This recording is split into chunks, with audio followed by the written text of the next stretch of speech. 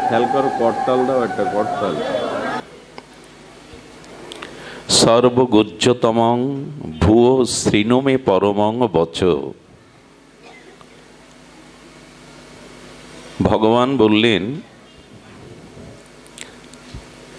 আমি এই মুহূর্তে তোমাকে পরম অর্থাৎ শ্রেষ্ঠতম, গুহ্য থেকে গুহ্যতম শ্রেষ্ঠ কথাটি বলছি। কারণ হিতম, আমি তোমার কল্যাণ চাই। একান্ত নিজজনকে মনের সংবেদনশীল অতি গোপনীয় কথা বলা যায়, এই জন্য বলা যায় যদি তাহাতে তার মঙ্গল বা হিত নিহিত থাকে। স্বয়ং ভগবান প্রিয় সখা অর্জুনকে সম্মুখে রেখে সেই পরম গুহ্যতম শ্রীণমে বচ, পরম গুহ্য কথাটি বলছেন। সেই কথা বলবার পূর্বে বলেই ভগবান এই গুহ্য থেকে গুহ্যতর দার্শনিক যে বিচার এখানে দিয়েছেন, এটি যদি আমরা জীবনে আমাদের চরিত্রে, আচরণে, ব্যবহারে গ্রহণ করতে পারি, তবে পরম হিত যেটি, পরম অত্যান্তিক মঙ্গল যেটি, সেটি আমরা প্রাপ্ত হতে পারব। সেক্ষেত্রে ভগবান প্রথমেই বলেছেন মন্মনা ভব। আমাদের অন্তর ইন্দ্রিয় সংকল্প বিকলাত্মক যে অন্তর ইন্দ্রিয় বৃত্তি মন, এই মনটাকে ভগবান চেয়েছেন। শুধু চাননি মনমনা ভব মানে আমার মনের মতো হও, আমার মনোমতো মনের মতো হও। ভব মানে হওয়া। এখন প্রশ্ন, আমরা ভগবানের মতো কিনা, তার মনের মতো হওয়ার চেষ্টা আমাদের জীবনের যে ব্রত, সংকল্প, সাধনা, তার দ্বারা ভগবানের মনের মতো হওয়ার চেষ্টা করেছি কিনা। দেখুন, ঈশ্বরের মনের মতো না হলে, ঈশ্বরকে মান্যতা না দিলে, শাস্ত্র বলছেন তখনই আপনার আমার জীবনে হিত বা অত্যান্তিক মঙ্গল আমাদের জীবন থেকে সরে যায়। তখনই অভিশাপ, স্খলন, পতন আমাদের জীবনে অবারিত হয়ে যায়।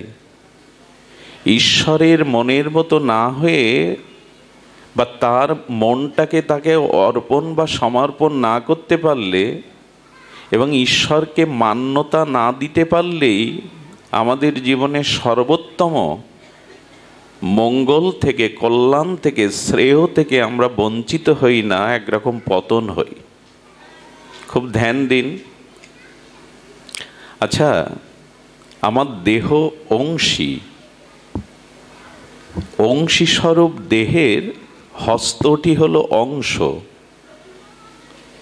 এখন অংশী যদি অংশকে নির্দেশ করে ইচ্ছার দ্বারা, হাতটা উত্তোলন করো, অংশীর আদেশ অংশ সর্বদা পালন করে। দেহটা চেয়েছে শ্রীমন্দির অঙ্গনে হরিকথার এই মণ্ডপে, হরিকথায় নিকেতনে যেতে। এই জন্য অংশী দেহের অংশ চরণটি এখানে চলে এসেছে। এখন যখন অংশীর মান্যতা অংশ না দেয়, কখন দেয় না? হাতটাকে বলছি তুমি ওঠো, উত্তোলন করো। হাত যখন অংশীর কথা শুনছে না, তার একটাই কারণ, হাতে ব্যাধি এসেছে, হাত ব্যাধিগ্রস্ত হয়েছে। এই জন্য অংশী হাত তোলার চেষ্টা করতে বললেও, বা নির্দেশ দিলেও হাত তুলতে, এটা রোগ কিনা? অংশ অংশীকে নির্দেশ করছে তুমি হাত উত্তোলন করো, আপনি তুলতে পাচ্ছেন না মানে হাত সুস্থ নয়, ব্যাধিগ্রস্ত। ঠিক যখন অংশী স্বরূপ ঈশ্বরের অংশ স্বরূপ আমরা তার নির্দেশ বা তার মান্যতায় না চলি, তখনই জানতে হবে আমাদেরও জীবনে স্খলন পতনের ব্যাধি এসে দেখা দিয়েছে।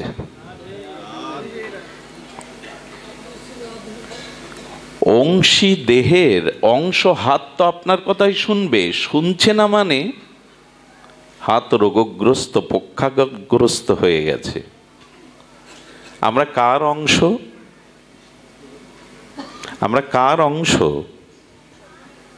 ভগবানেরই তো। সে কথা গীতাতেই ভগবান বলছেন, মাময়ী বাংশ জীবলোক জীবভূতা সনাতন। এই জন্য আমরা ভগবানেরই অংশ। দেখুন, পিতামাতা রক্ত ওজবীর্যের দ্বারা আমার এই রক্ত মাংসের প্রপঞ্চ কুড়িয়ে পিণ্ড দিতে পারে, দেহটা দিতে পারে, আত্মা দিতে।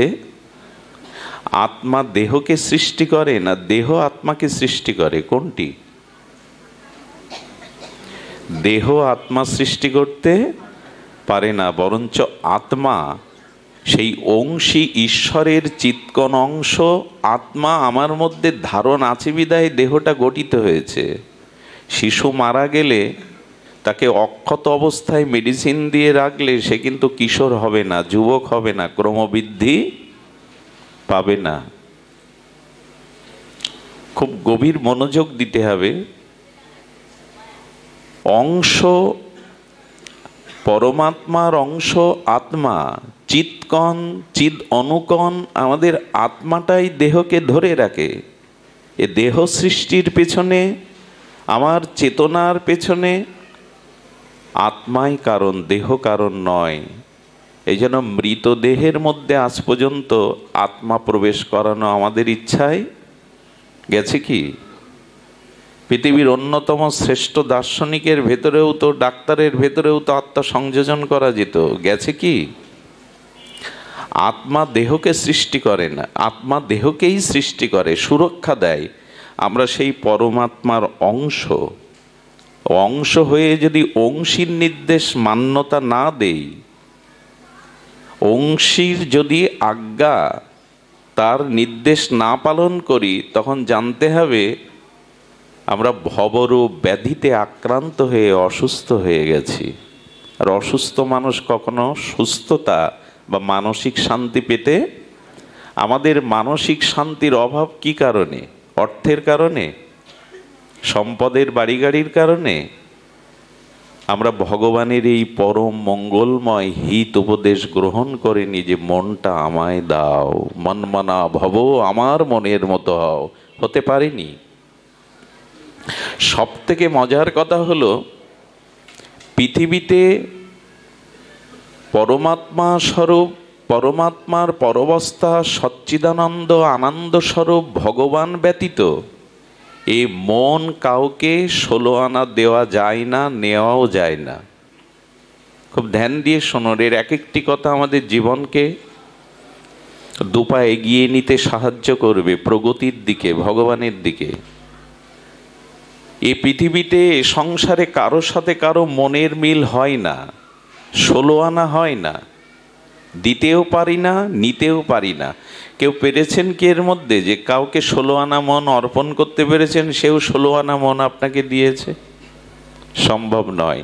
কারণ দুগ্ধ এবং শর্করা এটি একসাথে মিশালে বা জাল দিলে মিশে যায়। চিনি এবং দুধ একসাথে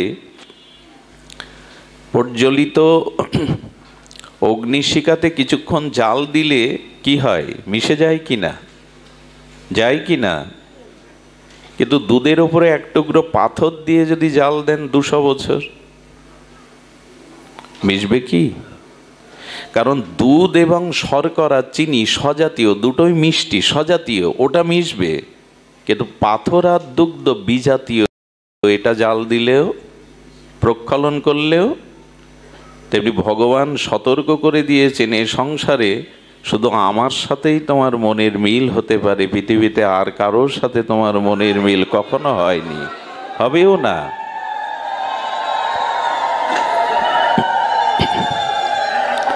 এই জন্য একটু ধ্যান দিন, যখনই আমরা ঈশ্বরের ইচ্ছার সাথে বিরোধ করি, খুব মূল্যবান দার্শনিক বিচার করা হয়েছে, খুব ধ্যান দিয়ে শুনুন।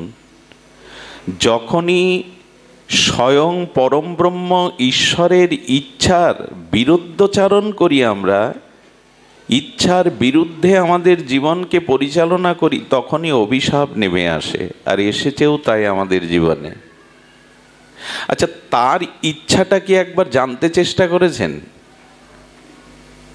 আমাকে যিনিতে সৃষ্টি করলেন, এই অনন্ত সুন্দর ব্রহ্মাণ্ড আমার জন্যই রচনা করলেন, এই আনন্দ যজ্ঞে আমাকে নিমন্ত্রণ করলেন,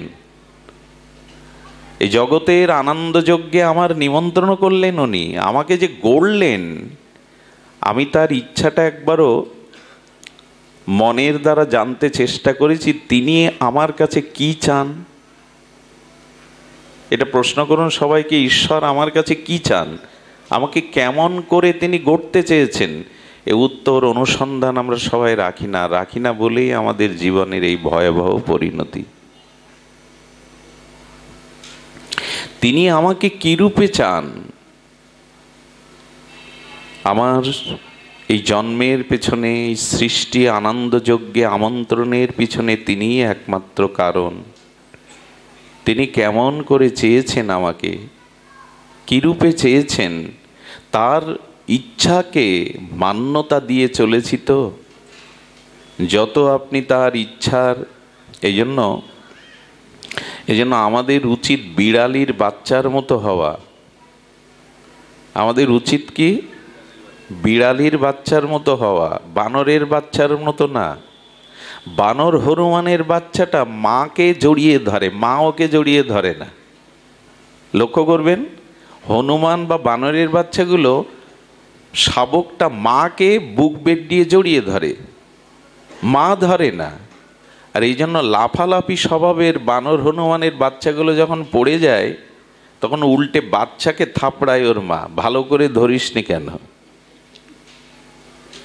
এই জন্য পড়ে যায়। কিন্তু বিড়ালি যখন তার বিড়ালির বাচ্চাটাকে ঘাড় মোটকে ধরে, পড়ে যায় তো।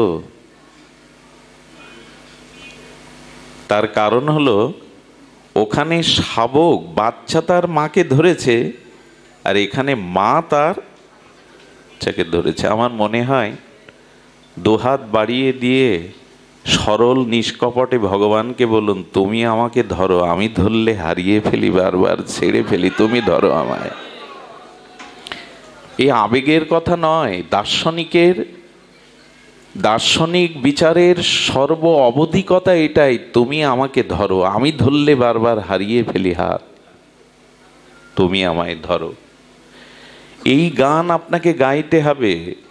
প্রাণনাথ, বংশীধারী, মুরলীধারী শ্যামসুন্দরের কাছে এই গান গাইতে হবে। গানের পয়ারটি জেনে নিন, গুনগুন করে আজ থেকে গাইবেন তার সামনে গিয়ে। আমার হাত ধরে তুমি নিয়ে চলো সখা, আমি যে পথ চিনি না, আমি পথ চিনি না, আমায় হাত ধরে নিয়ে চলো। তার সুরেই সুর মিলান, জগতে অন্য কারো সুরে সুর মিলালে শান্তি পাবেন না। পাইনি আমরা, স্ত্রী পেয়েছি, পুত্র পেয়েছি, কুটুম্ব পেয়েছি, ঘর সংসার পেয়েছি, শান্তি আজও। দুধে পাথর দিয়ে জাল দিয়ে কি করবেন, মিশবে না, চিনি দিন। এজন্য ভগবান আর কিছু না চেয়ে তার মনের মতো হওয়ার জন্য বলেছেন, মনমনা ভব, আমার মনের মতো হও, আর কারো মনের মতো হতে যেও না। মত চিত্ত, তোমার মনটা আগে আমাকে দাও। এই যে ভোগের রন্ধন হয়েছে, এই ভোগের রন্ধনকৃত উপচারগুলো আগে কাকে নিবেদন করা হবে? আপনাকে, আমাকে। ওগুলো প্রিয় অধিদৈবকে, দেবতাকে নিবেদন করে তার কৃত প্রসন্ন, প্রসাদটাই তো আমরা পাবো। তো ভালোবাসা মনটা ভগবানকে দিয়ে তার মনের মতো তার রঙে রাঙান, এরপর ভগবান থেকে মনের ভিতরে যে ভালোবাসাটা আসবে ওটা জগৎকে স্ত্রী পুত্রকে দিন, তবেই শান্তি, না হলে শান্তি নাই। তার অসীমে মন প্রাণটার দিকে ধেয়ে যান, তার দিকে ধেয়ে যান। তিনি অনন্ত অসীম, তার দিকেই মনটাকে ধাবিত করুন, দেখবেন পথ হারা হবেন না। কবিগুরুর একটি চরণ মনে পড়ে, ঋষি কবি তো, তোমারই করিয়াছি জীবনেরও ধ্রুবতারা। এ গান গাইতে পারিনি, এ সুর মূর্ছনা জীবনে তুলতে পারিনি, এ রাগ রাগিনী গাইতে পারিনি, তোমারই করিয়াছি জীবনেরও। করেছি কি না অর্থকে, সম্মানকে, দেহকে, সংসারকে, পদ প্রতিষ্ঠাকেই ধ্রুবতারা করেছি। এই জন্য আসুন, ঈশ্বরের ইচ্ছাকে বিরোধ করবেন না। তিনি যেটা চেয়েছেন তার মনের মতো হয়ে মনটা তাকে অর্পণ করে এ সংসারে চলাটাই, তার সম্মুখে হস্তটা বাড়িয়ে দিয়ে বলা, তুমি ধরো আমায়, আমার হাত ধরে তুমি নিয়ে চলো সখা, আমি যে পথ চিনি না। আহা, আমাদের বৈদিক সনাতন দার্শনিক তত্ত্ব, এর মহিমা বড় প্রাঞ্জল, বড় হৃদয়কে তৃপ্ত করে, শীতল করে। এই জন্য ঈশ্বরের, আচ্ছা, ঈশ্বরের ইচ্ছার বাইরে আমরা কখন চলে যাই? ধ্যান দিয়ে শুনছেন কি? শীতে জড়তা আসতে পারে, দেহ সুখবোধ আসতে পারে, তাড়িয়ে দিন কিছুক্ষণের জন্য। বহু কোটি জন্মের সুকৃতি একত্রিত হলে, পুণ্য বা সুকৃতি, হরিকথা সাধু সঙ্গের সৌভাগ্য মেলে। বহু জন্মের কোটি সুকৃতি একত্রিত হলে, এই জন্য এটাকে যেন আমরা হেলায়, অবহেলায়, অলসতায়, জড়তায় হারিয়ে না ফেলি। কাউকে যদি আসার প্রতীক্ষা করতে হয় কোনো প্রিয়জনের, তবে প্রতীক্ষায় থাকুন, ঘুমিয়ে পড়বেন না। ঘুমিয়ে পড়লে কুঞ্জ দুয়ার হতে হয়তো প্রিয় এসে ফিরে যেতে পারে, যার জন্য এলাম সে তো ঘুমিয়ে। যে প্রিয়ের অপেক্ষায় সতৃষ্ণ চাতক নয়নে অপেক্ষা করে আছেন, প্রিয় আমার কুঞ্জে আসবে, সে কুঞ্জ দুয়ার হতে ফিরে যেতে পারে যদি দেখে প্রিয়া ঘুমিয়ে পড়েছে। জেগে থাকুন। ঈশ্বরের ইচ্ছার বিরুদ্ধে কখন যায় আমরা? তখনই যায় যখন আমাদের ভিতরে অহং, দেহ অভিমান, দেহত্ববোধ, অভিমান, অহংকার এসে দেখা দেয়। 6 বছর বয়সে ব্রজলীলায় গোপীদের বসন হরণ করেছিলেন গোবিন্দ, তাই না? এ নিয়ে অনেকেই কটূক্তি করে, কৃষ্ণ গোপীদের বসন চুরি করেছে। 6 বছর বয়সের ব্রজনন্দন, কিন্তু এ কথা কেউ বলে না 16 বছরের যুবক কৃষ্ণ সতী দ্রৌপদীকে বস্ত্র জুগিয়েছেন। বোঝা যায়, এ কথা খুব কম লোকই বলে। প্রায় লোকের মুখে শোনা যায় অনাদিরাদি কৃষ্ণ পুরুষোত্তম গোপীদের বসনহরণ করেছেন 6 বছর লীলাতে, কিন্তু 16 বছরের কিশোর কৃষ্ণ দ্রৌপদীর বস্ত্র হরণে যে তিনি বস্ত্র জুগিয়েছেন এ কথা কেউ বলে না। আমাদের তো দোষ দেখায় স্বভাব, সেটা ভগবানের চরিত্রেও দিব্য লীলাতেও। তো গোবিন্দ বসন চুরি করলেন কেন জানেন? আসলে বসনটা বাসনা ধরুন। গোবিন্দ বললেন, এই দেহ সুখের বাসনা থাকলে আমাকে পাওয়া যায় না। প্রতিরূপে চেয়েছে তো, একান্ত প্রিয় রূপে চেয়েছে তো, তা আমার কাছে আসতে গেলে বাসনাটা আমি আগে নিয়ে নিই।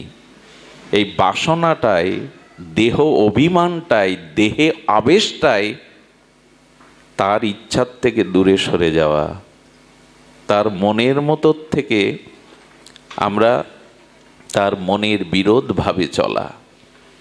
বোঝাতে পারলাম না, সে অভিজ্ঞতা অনুভূতি তো নাই আমার, ভজনও নাই, কি করে বোঝাবো?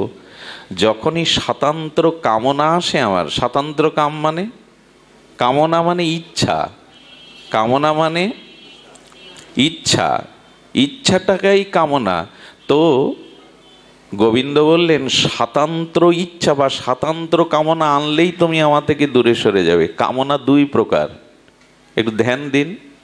কামনা দুই প্রকার, সেটি হলো মালতীর মালাগাতি পরাবো দোহার গলে, এটা কামনা না, ইচ্ছা না? মালতীর মালা গেথে চন্দন চর্চিত করে যুগলের গলে পরাবো রাধা মাধব, এটা কামনা কিনা? এটা কামনা। বলছেন এই কামনা থাকুক, কিন্তু আমি আমার প্রিয়ার গলে মালা পরাবো কামনা বাসনা চরিতার্থের জন্য, রক্ত মাংসে পিণ্ডের গলে, এ কামনা আর এ কামনা এক হবে কি? আমি শ্রাবণ পূর্ণিমায় ফুল্ল ফুলদলে যুগল মাধব মাধুর্য মূরতি রাধা মাধবকে বসে দোল দেব, ফুল দোলনায় দোদুলো দোলনায় শ্রাবণী পূর্ণিমায় যুগলকে আমি দোল দেব, এই ইচ্ছাটা। আর আমি আমার কামনা বাসনার এই দেহাবেশ নিয়ে এই রক্ত মাংসের কামনাসক্ত জীব যদি তার প্রিয়াকে নিয়ে দোল খাবার ইচ্ছা করে, দুটোই তো ইচ্ছা।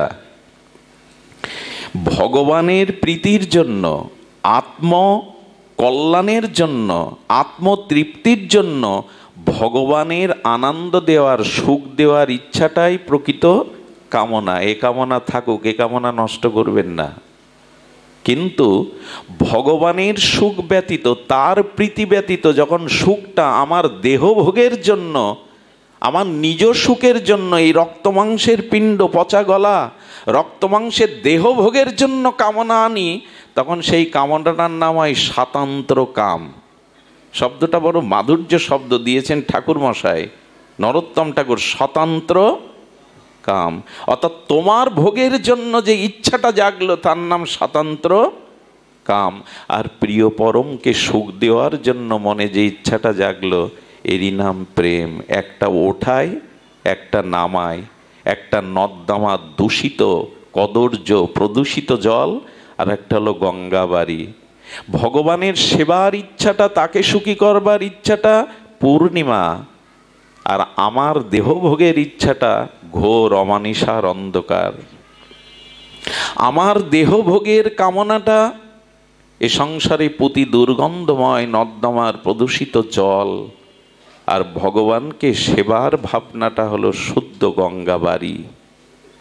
আমার দেহভোগের কামনাটা জরাজীর্ণ লোহা, ভগবৎ সেবার কামনাটা হলো সুবর্ণ সোনা।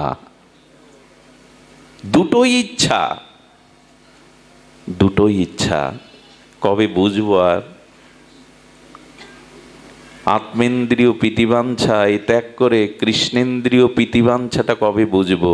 তবে বিশেষ সাধু কৃপা না হলে এটা বোঝা, মহৎ সঙ্গ না হলে, ভাগবত অনুভূতি হৃদয়ে না জাগলে, কোনো মহতের অনুভববেদ্য ভজনানন্দী কোনো শুদ্ধ মহাপুরুষের শুভদৃষ্টি আমার প্রতি না পড়লে, তাদের শুভ আশীর্বাদে এগুলো জানা যায়।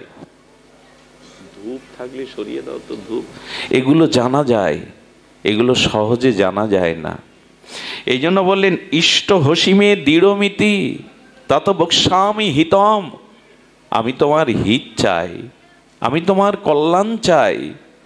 এই জন্য তুমি অহং এনো না, স্বাতন্ত্র কাম এনো না। স্বাতন্ত্র কাম যদি আছে, নিজ দেহভোগের ভাবনা যদি তোমার আসে, তখনই আমরা ঈশ্বরের ইচ্ছার বিরোধ করে ফেলি। ঈশ্বরের ইচ্ছার বিরোধ কখন করি? যখন দেহাবেশ, সসুখ বাসনা, সসুখ কামনা আমাদের জীবনে চলে আসে। আচ্ছা, আপনারা বিজ্ঞজন, অনুভবীজন, ভজন রাজ্যে, প্রগতির রাজ্যে আপনারা আছেন, নাহলে হরি কথা শুনতে আসতেন না। আজ পর্যন্ত শ্রী ভগবানের সামনে গিয়ে একবারও জিজ্ঞাসা করেছেন তুমি ভালো আছো? করি কি? আরে বাইরে যেটা করি না, আপনি ভালো আছেন তো, আমি ভালো আছি, তুমি ভালো আছো তো, সব ডাহা মিথ্যা কথা। কেউ ভালো নেই, ফর্মালিটি মেনটেন না কি বলে যেন, আমি তো মূর্খ জানি না, মানে পরিবেশ পরিস্থিতি নিয়ন্ত্রণের জন্য হ্যাঁ ভালো আছি, ভালো আছি, ভালো আছি শব্দটাও ভালোভাবে বলতে পারে না। ভগবানকে জিজ্ঞেস করেছি তো, তুমি ভালো আছো তো, তুমি কুশলে? এই প্রশ্ন একদিন একজন করেছিলেন গোবিন্দের কাছে, ইনি হলেন নারদ। প্রভু তুমি কুশলে আছো তো, ভালো আছো তো? ভগবানের কাছে গিয়ে জিজ্ঞাসা করবেন কিছু কথা।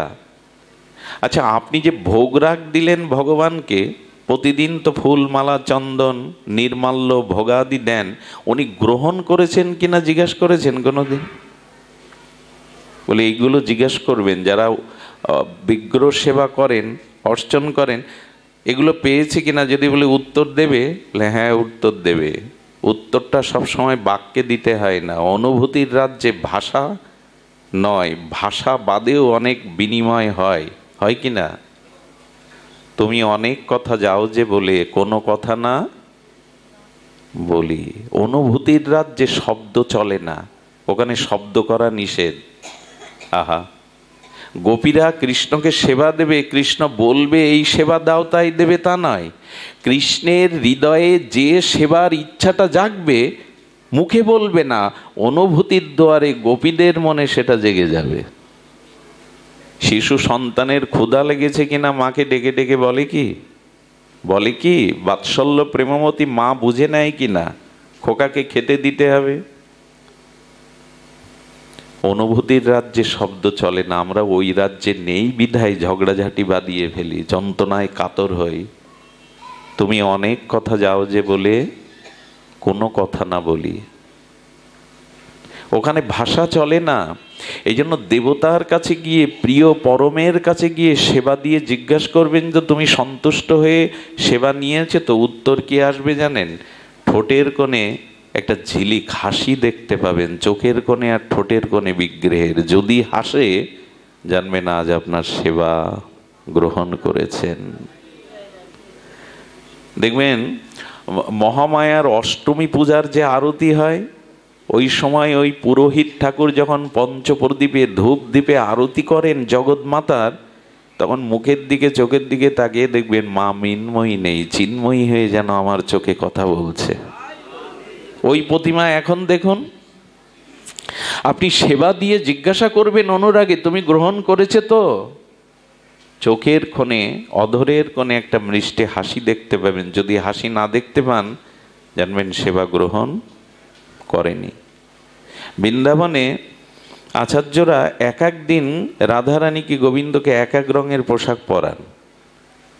মাঝে মাঝে জিজ্ঞাসা করবেন, আজ কি পোশাক পরতে ইচ্ছা করছে বলো শ্যামসুন্দর তোমার?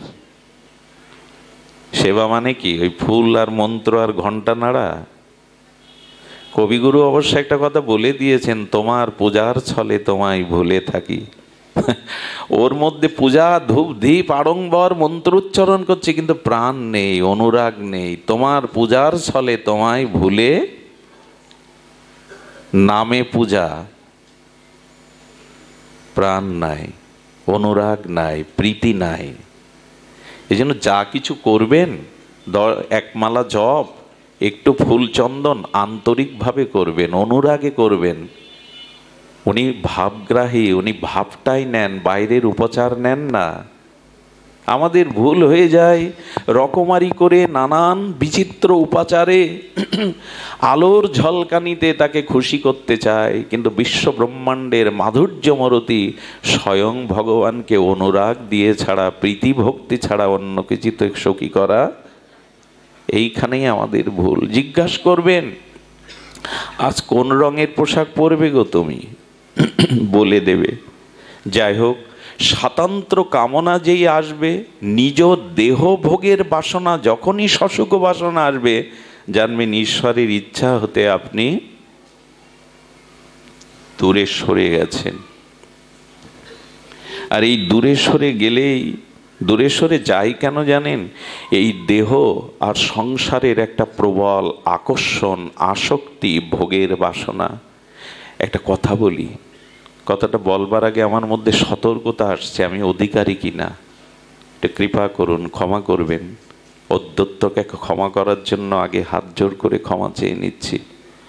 এটার অধিকারী আমি নই বলবার। আমাদের ভাগবতে দত্তাত্রেয় ভগবান 24 জনকে গুরু করেছিলেন। কয়জনকে? মানে যার কাছ থেকে আধ্যাত্মিক অনুশীলন বা শিক্ষা পেয়েছিলেন তাকেই গুরু করেছিলেন। তার মধ্যে একটি গুরু হলো উর্নাভ। উর্নাভ মানে মাকড়সা।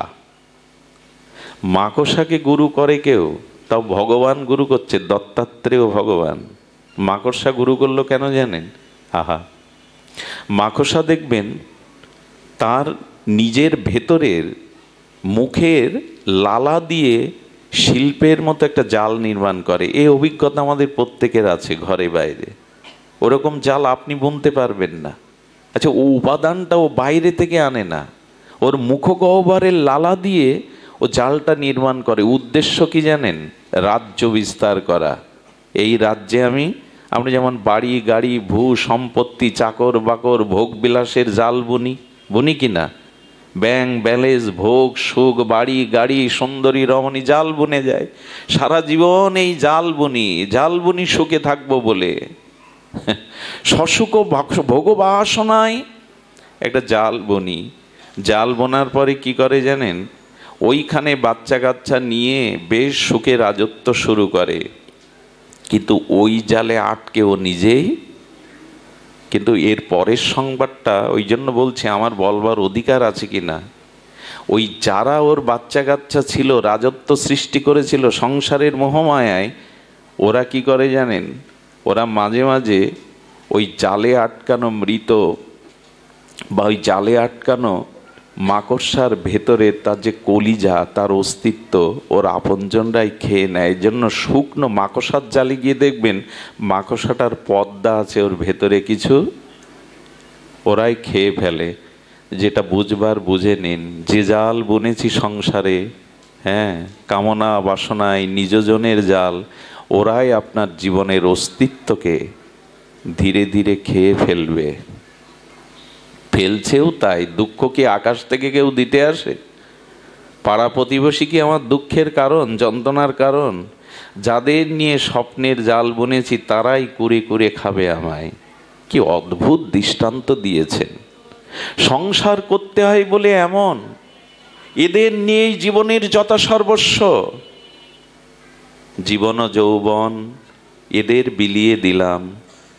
যিনি নির্মাণ করলেন, যিনি মনের মতো করে গড়লেন, যিনি আনন্দ যজ্ঞে আমায় ডাকলেন, সব সংসারকে দিয়ে বসলাম। আর আমরা কিরকম চালাক জানেন, কিরকম কপট জানেন? সারা জীবন ভোগ করে, দেহ ভোগ করে, সংসার সুখ করে, চর্বশেষ্য লেজ্জ পেয়ে পেয়ে যখন বুড়ো হয়ে গেল, বয়স বৃদ্ধ হয়ে গেল, আর কেউ ভালোবাসে না, উঠতে বসতে কটু কথা বলে, আমার আর প্রয়োজন নেই, তখন বৃন্দাবনে নবদ্বীপে গিয়ে সাধুদের বলে বাবা সব ছেড়ে দিয়ে এলাম। কত বড় চালাক! সব ছেড়ে, দেখবেন খুব আস্ফালন করে বলে বাবা সব ছেড়ে দিয়ে এসেছি। ওরা তো বোকা না, ওরা ভজনানন্দী মহাপুরুষ। ওরা মনে মনে বলে বাইরে দুঃখ পাবে বলে, কেউ কেউ মুখের উপরে বলে সব ছেড়ে দিয়ে আসিসনি,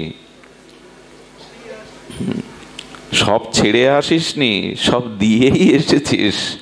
এখন তোকে কে নেবে এই জরা ব্যাধিগ্রস্ত শরীরটা? কাকে দিতে এসছিস? সন্ধ্যার ঝরা ফুলে দেবতার পূজা হয় না, শুকনো বাসি ফুলে কেউ বাসর রচনা করে না।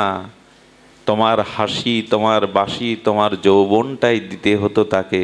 সব ওদের বিলিয়ে দিয়ে এখন উচ্ছিষ্টটা দিতে এসে আস্ফালন করে বলে সব ছেড়ে এসেছি। কত বড় কপটতা এগুলি! ভগবানকে জিজ্ঞাসা করবেন তুমি ভালো আছো তো? পারলে ভগবানকে প্রতিদিন আশীর্বাদ করবেন। ভগবানকে আশীর্বাদ করেছেন কখনো আপনারা? একটু কথা বলছেন না কেন? ভগবানকে আশীর্বাদ করবেন। আমি একটা কথা বলি আপনাদের, কোনো মানুষের মাথায় হাত দিয়ে আশীর্বাদ করার যোগ্যতা আমার আছে কিনা আগে ভাববেন। তুমি সুখী হও, হবে তো? এই জন্য প্রাতঃস্মরণীয় বন্দনীয় চরণ ব্রজের অলঙ্কার আমাদের বিনোদ বাবা বলেছেন যে কারো মাথায় হাত দিয়ে ওইভাবে বলবে না সব ভালো হয়ে যাবে, সুখী হয়ে যাবে, যদি না হয়। আশীর্বাদ ভগবানের বেলায় খাটে। আচ্ছা, ভগবানের সামনে গিয়ে যদি বলে হে রঘুপতি রামচন্দ্র তুমি অমর হও, খাটবে কি না? উনি তো অমরই, উনি তো মরবেন না, জরা মৃত্যু ব্যাধিগ্রস্ত নয়। আচ্ছা, যদি সীতামাকে বলি মা তোমার শীতের সিঁদুর অক্ষয় হোক, হবে কি না? কথা বলছেন না তো আপনারা? কিন্তু এই আশীর্বাদ অন্য জায়গায় খাটবে? যা প্রতিফলিত হয় না, সাকার হয় না, তা আশীর্বাদ না, তার নাম সান্ত্বনা বাক্য। আমরা সব সান্ত্বনা বাক্য দেই। আমাদের অযোধ্যাতে কনক ভবনে রাম সীতার মন্দিরে একজন যেতেন, তো উনি রামকে পুত্র জ্ঞান করতেন। কি জ্ঞান করতেন? বাৎসল্য প্রেমে রামচন্দ্রকে পুত্র জ্ঞান করতেন। আর জানকীকে তাহলে কি জ্ঞান করবেন? জগৎমাতা জানকীকে পুত্রবধূ। তো উনি যখন মন্দিরে যেতেন মাঝে মাঝে ওই যে রামচন্দ্রকে মালা পরিয়ে ওখানে রামচন্দ্রকে দেখতেন। পূজারীকে বলতেন প্রতিদিন বৌমার সামনে এভাবে দাঁড়াতে আমার একটু লজ্জাবোধ হয়, এক কাজ করো তো, মাঝে মাঝে তুমি পর্দাটা টেনে দিও, একটা অংশ টেনে দিয়ে যত জানকী আমাকে, বৌমা আমাকে। এই তার অনুভব। চিন্তা করুন তো ভালোবাসাটা কোথায় পৌঁছে গেছে। ছেলের মুখ পিতা প্রতিদিন দেখতে পারে, কিন্তু বৌমার সামনে প্রতিদিন এসে দাঁড়ালে বৌমার তো একটু সংকোচ হতে পারে, পর্দাটা টেনে দিও। একদিন কি বলবো, এটা সত্য ঘটনা। ব্যাসপীঠে বসে কোনো প্রহলিকা করা, মনোগড়া কোনো কল্পিত সিদ্ধান্ত উচিত নয়। একদিন উনি তাড়াহুড়ো করে গিয়ে রামকে দেখে চোখের জলে আনন্দে, ভুবন ভোলানো রূপ, আমার রাম, আমার পুত্র, এই স্নেহ বাৎসল্য প্রীতিতে তার চোখ দিয়ে প্রেমাশ্রু ঝরছে। সেদিন আর পুরোহিত ছিল না, সীতামা নিজে সে পর্দাটা টেনে দিয়ে গেল সংকোচ হবে বলে। তার মানে এই সেবাটা গ্রহণ করেছেন। ভালোবাসায় না, একটা কথা বলি, একাকী ন রমতে, একা প্রেম হয় না। আমরা গতকাল এই বিষয়ে একটু বল, একাকী ন রমতে, উপনিষদ বলছেন একাকী কখনো প্রেম হয় না। কিন্তু যখন দুই লাগবে, প্রেমের রাজ্যে যখন একাকী ন রমতে দুজন হলাম, কিন্তু দুজন দেহ হতে পারে। প্রেম তাকেই বলে যখন দেহ দুজনের কিন্তু আত্মা একজনের হবে। এসব কথা অনেক উপরের কথা, আমরা সহজে নিতে পারবো না। ওই রাজ্যের মানুষ তো না, তবু বলতে স্বাদ হয়। কেউ কেউ তো এটা অনুভব করে। আর প্রেমের গলিতে যদি একবার কেউ যান, তাহলে ওখানে ওই যে দুটো হলো রমণের জন্য, লীলা আস্বাদনের জন্য দুই হলো, কিন্তু বেশিক্ষণ দুই থাকতে পারবে না।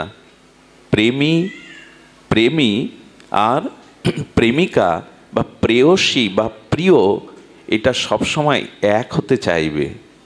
আর এই জন্য বৃন্দাবনের নিকুঞ্জ মন্দিরে রাধা মাধব ওই প্রেম এবং প্রেমী দুটো মিলে গৌর হয়ে যায়, দুই আর থাকে না। দুই থাকে না কেমন জানেন? কি করে বোঝায়?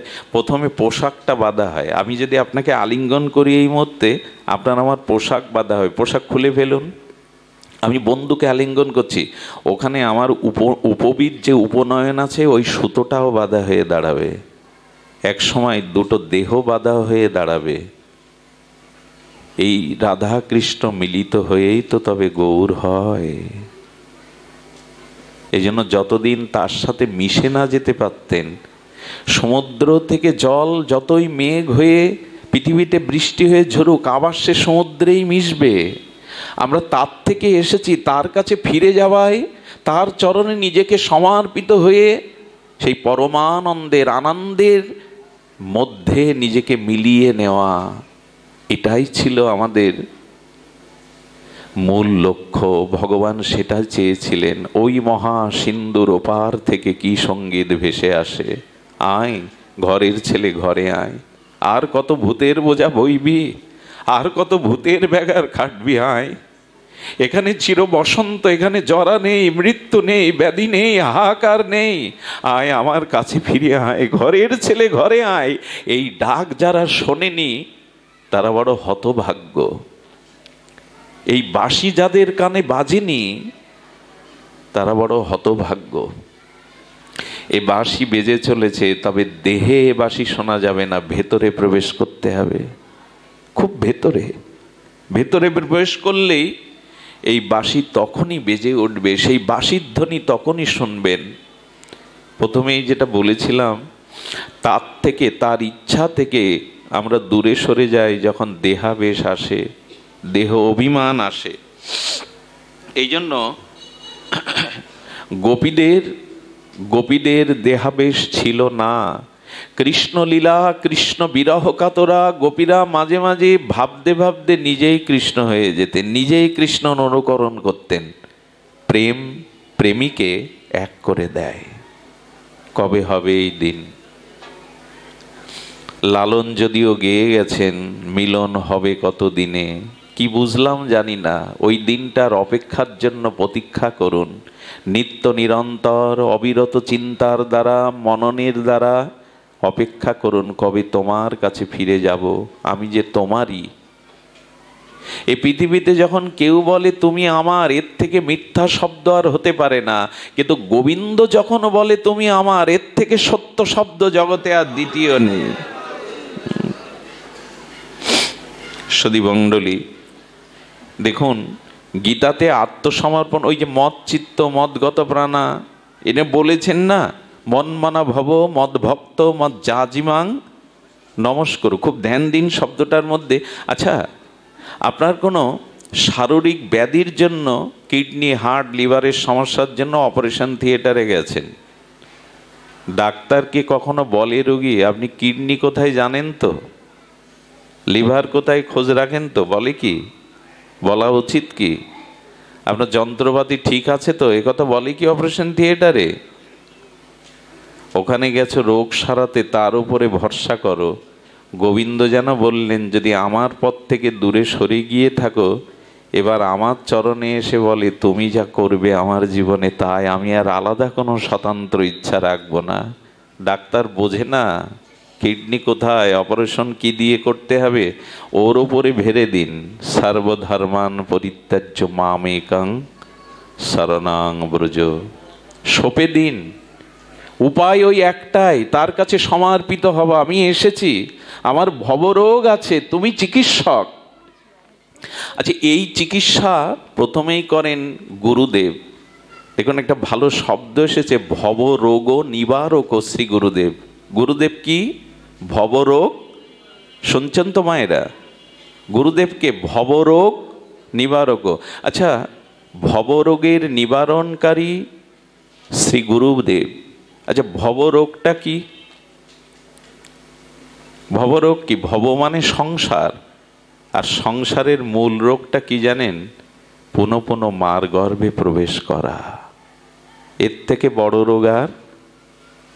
পুনঃ পুনঃ মার গর্ভে প্রবেশ করা, এই যে জন্ম মৃত্যু আবর্তনে আসা, এর থেকে বড় ব্যাধি সংসারে?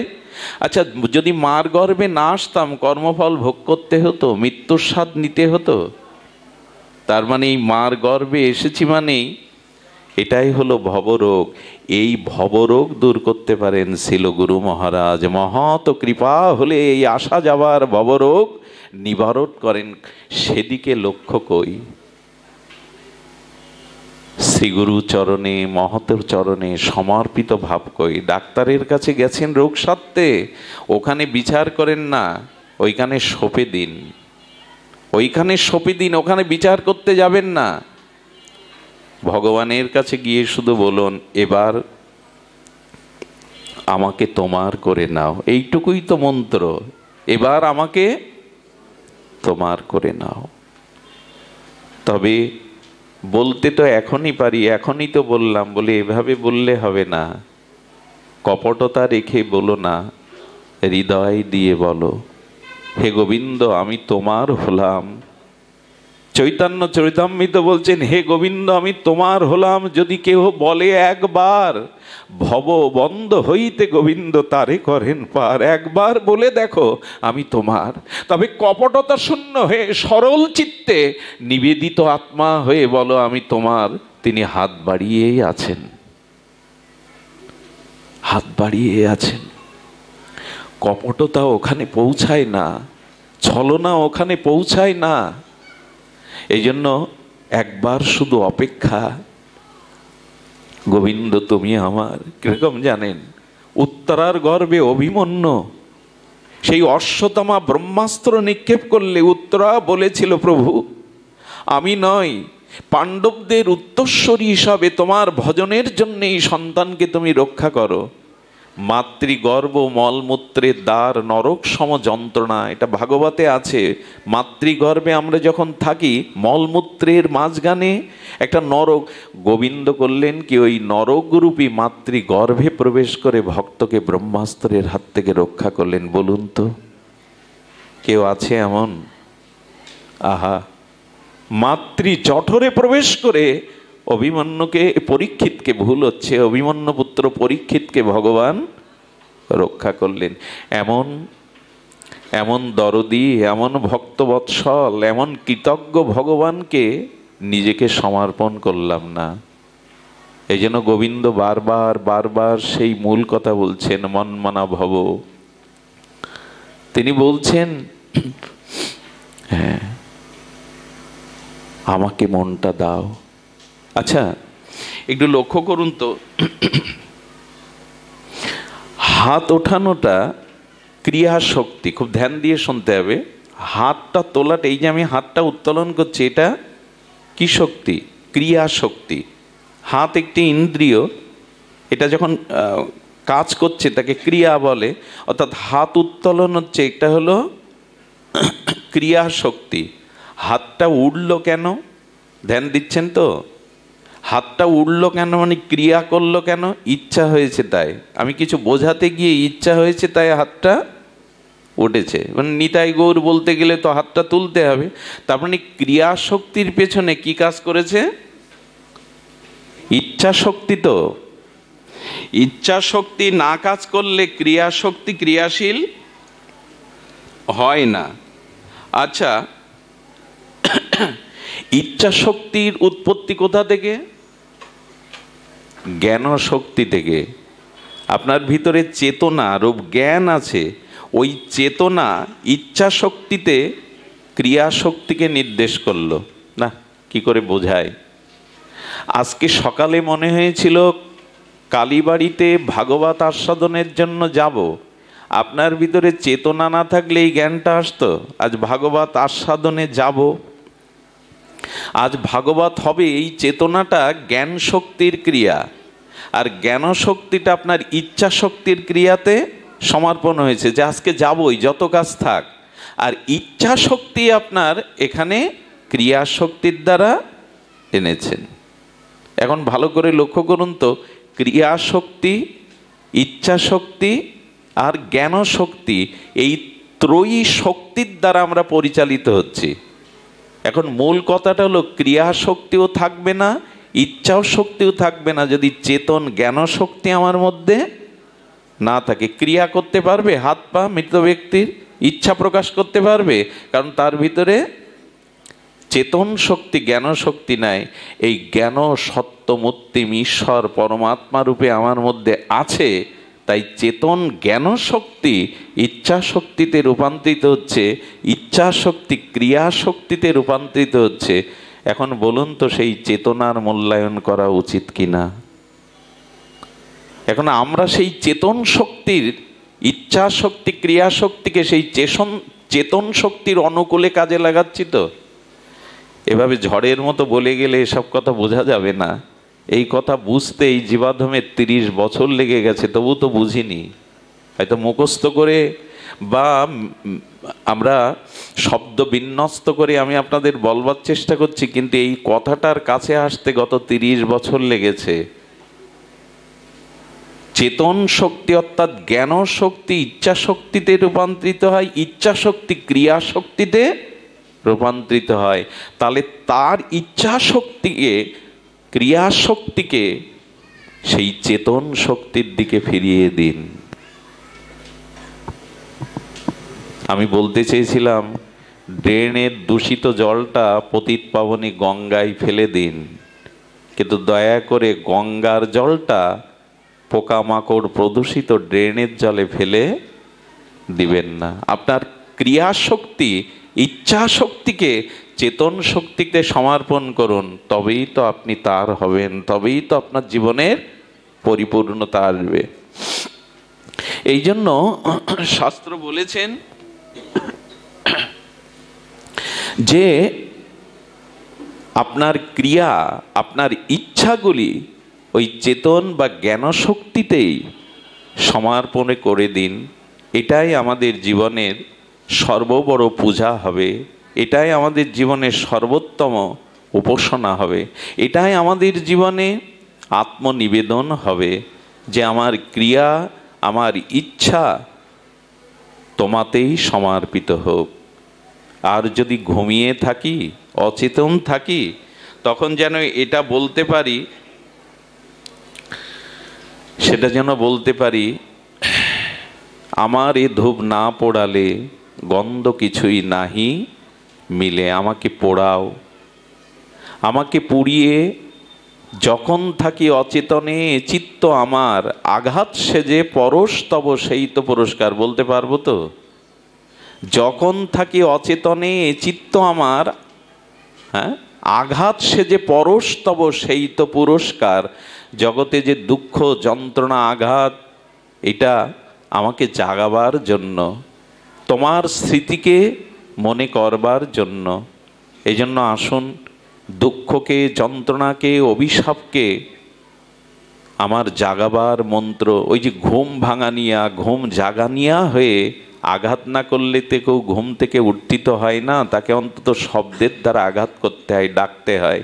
এই জন্য আমি আপনাদের কাছে সর্বশেষ নিবেদন করে পাঠ বিশ্রাম করব, জীবনে যে অবস্থা আসছে, অনুকূল প্রতিকূল, সবই আমাকে জাগাবার জন্য তার আশীর্বাদ মনে করে তার মুখপানে চেয়ে থাকুন। এটাই দুঃখকে জয় করবার, অবস্থাকে জয় করবার একমাত্র পথ।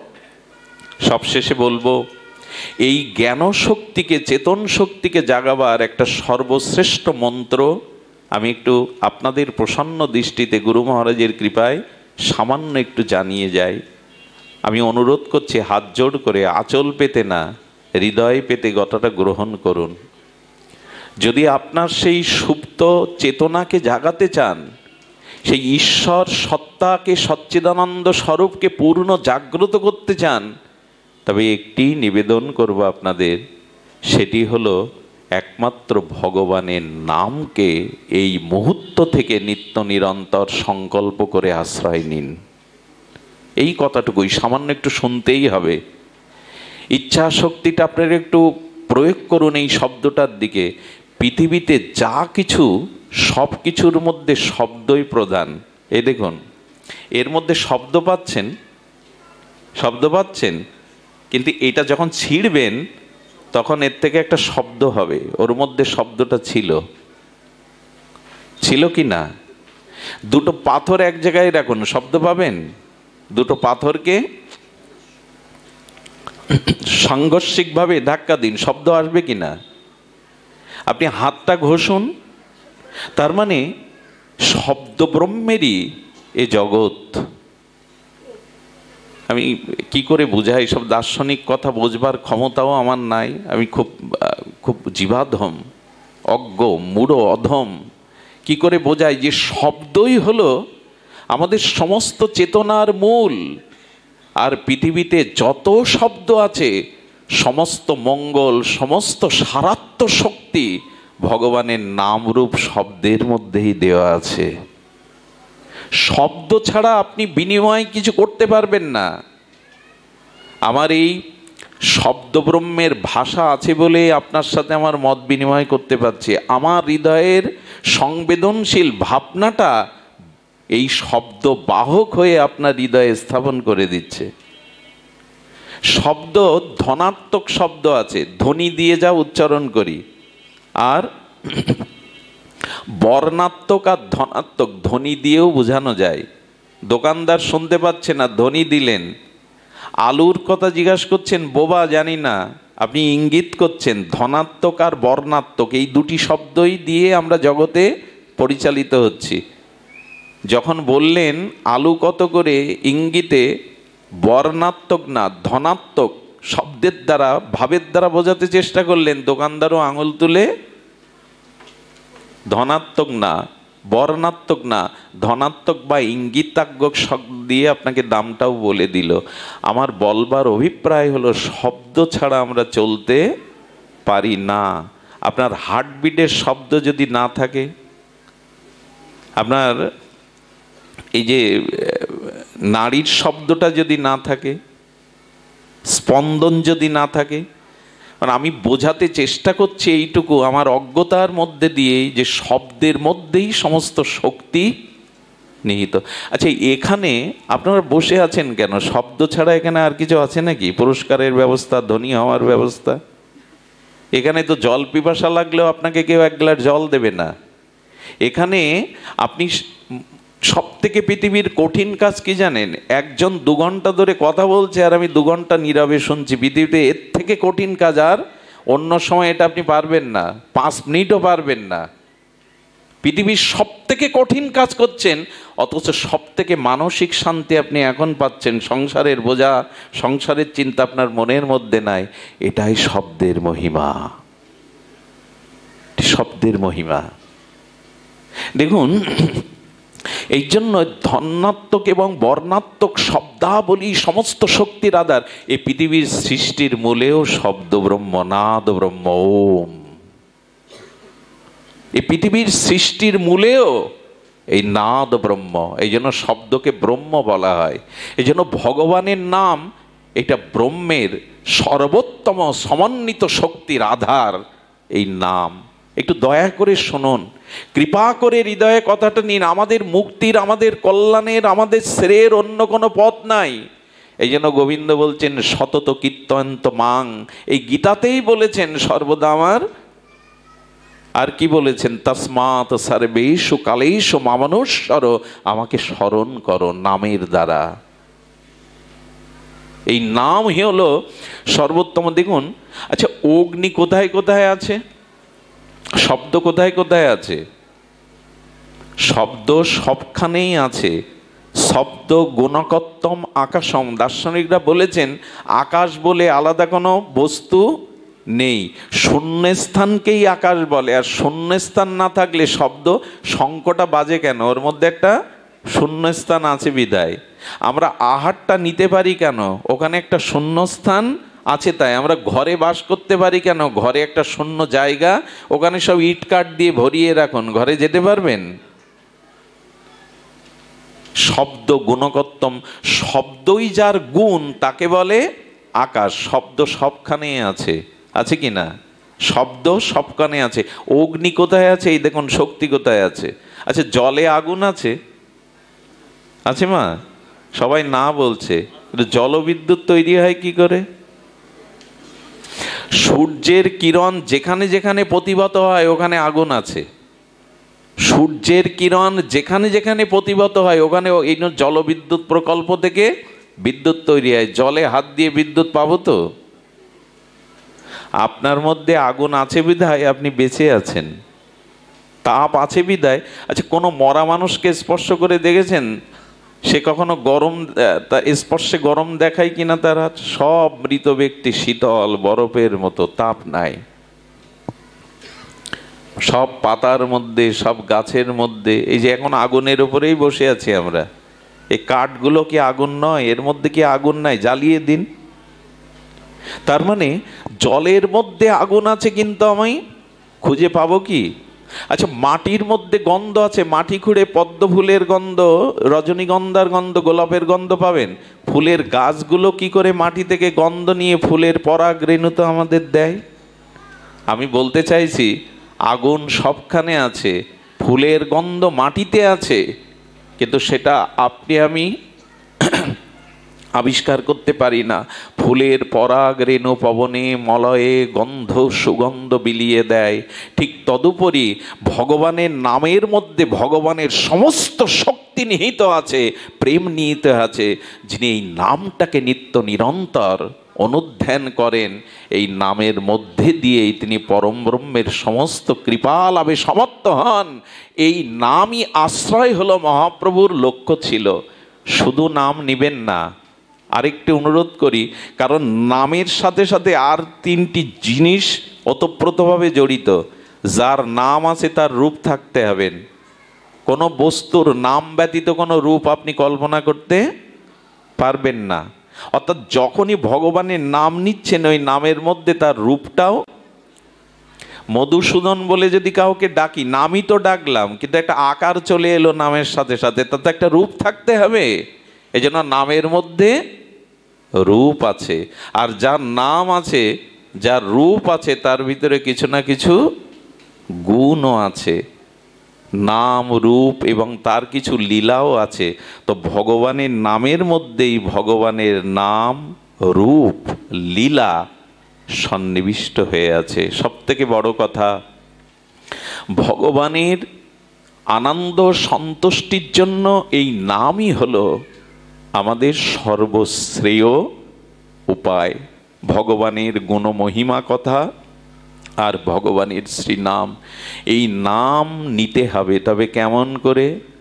হ্যাঁ, এহেন কৃষ্ণ নামে প্রেম না হয় অঙ্কুর। হ্যাঁ, নাম কিভাবে নিতে হবে এটি তো আমাদের জানা ঠাকুর মশায়ের।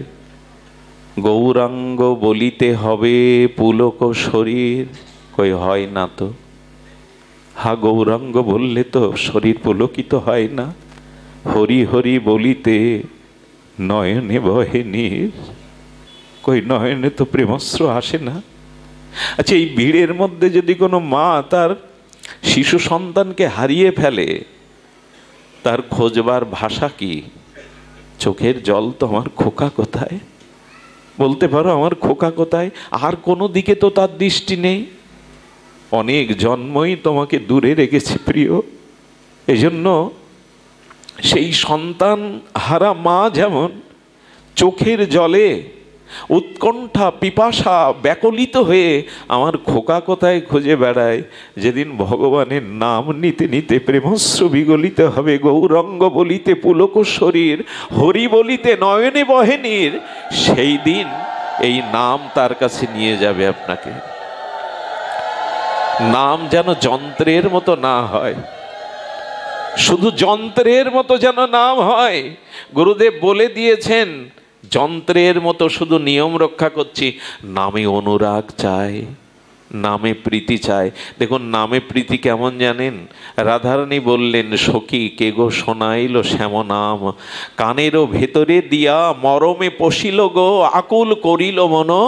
রাধারানীর কানে যেই শ্যাম নামটা প্রবেশ করেছে, রাধারানী কি বলছেন? কে গো শোনাইল, কানেরও ভেতরে দিয়া মরমে পশিল গো, আকুল করিল মোর। এক নামেই রাধারানী ব্যাকুল হয়ে গেছে, আকুল হয়ে গেছে। আমরা তো কতবার নাম নেই, ব্যাকুলতা তো জাগে না।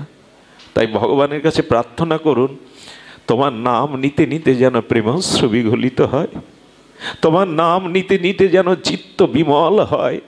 আর এটি হয় ভগবানের শ্রীনাম নিতে নিতে আমাদের ভিতরে এই বিমলতা চলে আসে।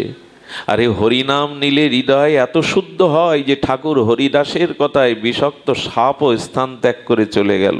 ওগো, যে এখানে আছো, তোমার কারণে ভক্তরা কষ্ট পাচ্ছে, চলে যাও। সাপটা একবার মুখ দিয়ে তার বদন দিয়ে হরিদাসকে দেখে চলে গেল। ঠাকুর, জিহ্বা আমারও আছে, কিন্তু কৃষ্ণ বলার ভাগ্য নিয়ে আসেনি। ঠাকুর নাম শ্রবণের জন্য এই আশ্রয় নিয়েছিলাম। ফুলিয়াতে আমার সৌভাগ্য হয়েছিল আমার ধনঞ্জয়ের সেই গোপাটা দেখে আসার, যেখানে এই সাপটা থাকতেন। এখনো সেই গোপাটা আছে ফুলিয়াতে। ওইখানে ঠাকুরের কথা অবনত মস্তকে চলে গেল। আমার মাঝে মাঝে মনে হয় পৃথিবীর সমস্ত প্রাণীর জিহ্বা আছে, কিন্তু চিৎকার করে তারা কৃষ্ণ বলতে, রাধা বলতে পারে না। ভাগ্যটা যখন আমাকেই দিয়েছেন গোবিন্দ, তখন কেন নামে অলসতা আনবো? অন্য সাধনার এ কলিযুগে বিশেষ প্রয়োজন নাই। জপ তপ তীর্থ পর্যটন, এটা ধ্যান তপস্যা আমাদের জন্য সম্ভব নয় এই রোগগ্রস্ত অনিত্য কাল কবলিত শরীরে। এখানে শুধু হরিকথা আর ভগবানের নামকে আশ্রয় করার কথা মহাপ্রভু বারবার বলেছেন। এক কৃষ্ণ নামে সমস্ত পাপ ক্ষয়, আর কৃষ্ণ নাম লইতে প্রেমের উপচায়। এই তো, আসুন নামকেই গ্রহণ করি নিত্য নিরন্তর। খাইতে শুইতে উঠিতে বসিতে নামই আমাদের হোক। মনের অনুরাগ মিশিয়ে, মনের প্রীতি মিশিয়ে, আর লীলা চিন্তনের মাধ্যমে এই নামই হোক আমাদের জীবনের একমাত্র ব্রত, একমাত্র। এই জন্য মহাপ্রভুর শেষ কথা, মহাপ্রভুর সেই উক্তি, শোনো মিশ্র কলিযুগে নাহি তপযোগ্য, যে জনা কৃষ্ণ ভজে তার মহাভাগ্য। অতএব গৃহে তুমি কৃষ্ণ ভজ গিয়া, খুঁটিনাটি পরিহরি একান্ত হইয়া। সাধ্য সাধন তত্ত্ব যা কিছু সম্বল, হরিনাম সংকীর্তনে মিশাল সকল। হরে কৃষ্ণ কৃষ্ণ কৃষ্ণ হরে হরে, হরে রাম রাম রাম হরে হরে। প্রভু কহে কহিলাম এই মহামন্ত্র, ইহা গিয়া জপসভা করিয়া নির্বন্ধ। ইহা হইতে সর্বসিদ্ধি হইবে সবার, সর্বক্ষণ বলইতে বিধি নাহি। আর আসুন নামকেই আজকের অনুষ্ঠান থেকে সংকল্পপূর্বক আমাদের জীবনে গ্রহণ করি। জয় হোক আজকের অনুষ্ঠানের, জয় হোক সমগ্র ভক্তমণ্ডলীর, জয় হোক আজকের এই ভাগবতীয় সবার। জয় শ্রী গুরু প্রেমানন্দে গৌর হরি বল। জয় রাধে, জয় নিতাই গৌর হরি।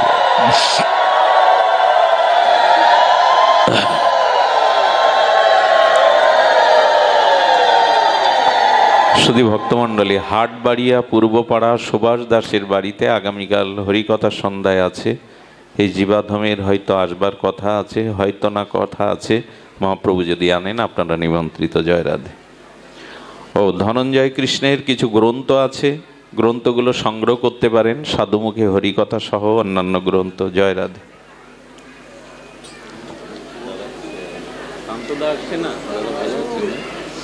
আপনারা আজ আবার এলেন কেন? জয় রাধে। প্রসাদ নিয়ে যাবেন যারা